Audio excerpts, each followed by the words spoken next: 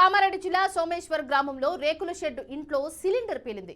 ఒక్కసారిగా పేలి భారీ శబ్దం రావడంతో స్థానికుల్లో భయాందోళన నెలకొంది. సిలిండర్ పేలడంతో ఇంటిలోని వస్తువులు కాలి బూడిదయ్యాయి.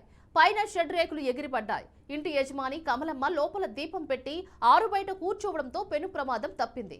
రాత్రి సమయంలో పేలి ఉంటే తన ప్రాణాలు పోయేవని బాధితులు ఆవేదన వ్యక్తం చేశారు. ప్రభుత్వం ఆదుకోవాలని ఆమె కోరారు. సిలిండర్ల గ్యాస్ ఆర్డర్ 2 కిలోబడి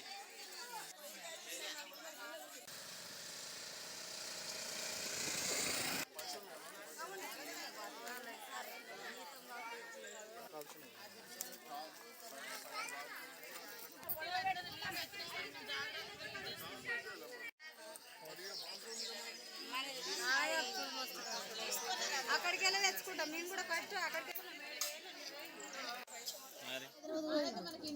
హైదరాబాద్ పోతే జీతం పని చేస్తాడు.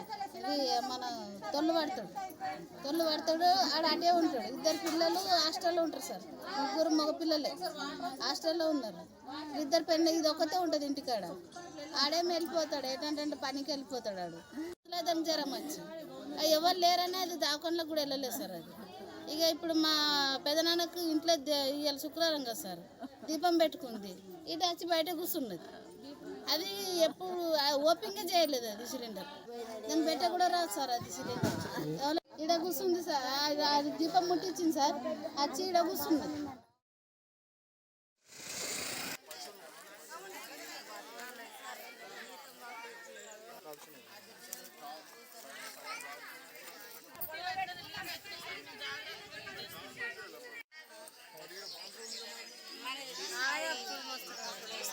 అక్కడికి వెళ్ళి తెచ్చుకుంటాం మేము కూడా ఫస్ట్ అక్కడికి